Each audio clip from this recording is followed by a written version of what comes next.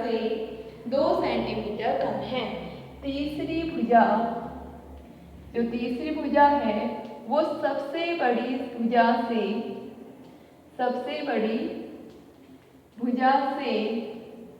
कितने सेंटीमीटर कम है? 2 सेंटीमीटर कम है, मीन्स -2, राइट। तो इसलिए यहाँ पर सबसे बड़ी भुजा क्या हो गई? सबसे बड़ी भुजा क्या हो जाएगी यहाँ पर? x + 2 centimetre, right. फिर इसने इसके बाद कंडीशन क्या कही है, देखिए कि एक त्रिभुज की सबसे बड़ी भुजा सबसे छोटी भुजा की 3 गुनी है। सबसे बड़ी भुजा सबसे छोटी भुजा की 3 गुनी है।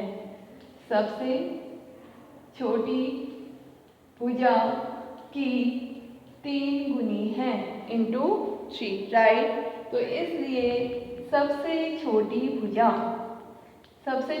क्या होगी? सबसे बड़ी भुजा बटे 3 सेंटीमीटर, ठीक है।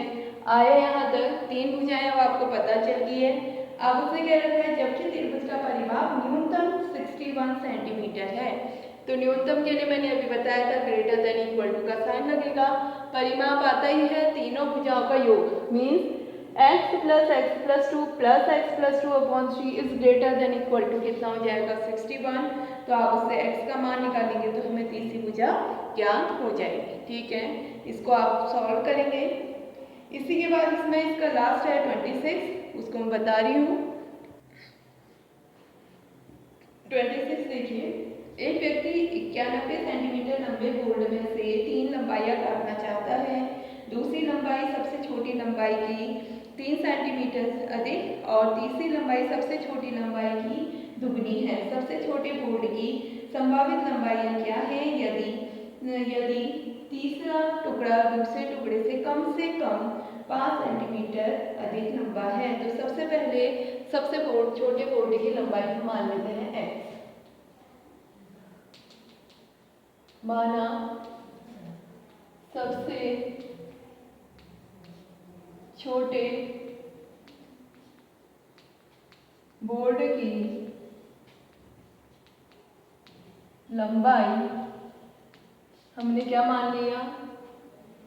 सेंटीमीटर में है तो सेंटीमीटर, x सेंटीमीटर, ठीक है। अब प्रश्न में देखिए क्या कहा है। एक व्यक्ति 91 सेंटीमीटर लंबे बोर्ड में से 3 लंबाई काटना चाहते हैं। दूसरी लंबाई सबसे छोटी लंबाई से 3 सेंटीमीटर अधिक है। दूसरी लंबाई यानी दूसरे बोर्ड की लंबाई, दूसरे बोर्ड की लंबाई बराबर कितना हो गया? उसने क्या रखा है? सबसे छोटे बोर्ड की लंबाई से 3 सेंटीमीटर अधिक है, मीन्स x + 3 सेंटीमीटर, ठीक है। उसके बाद तीसरा, उसने कहा तीसरी लंबाई सबसे छोटी लंबाई की दुगनी है। तीसरे बोर्ड की लंबाई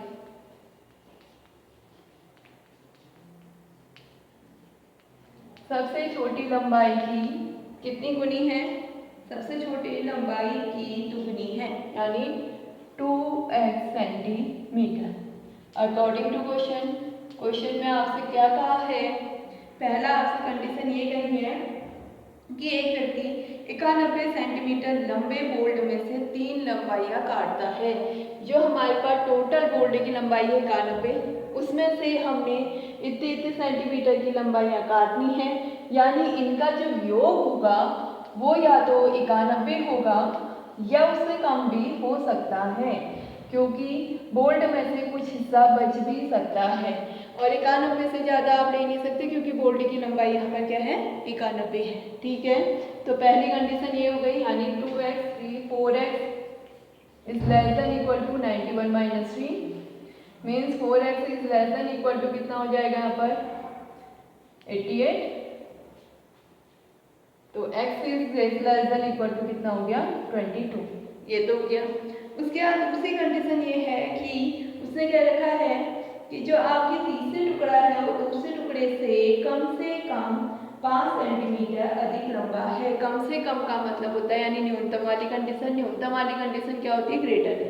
तो जो तीसरा टुकड़ा है क्या है, 2x है, वो कम से कम का मतलब हो गया ग्रेटर देन इक्वल टू दूसरे टुकड़े से 5 अधिक है।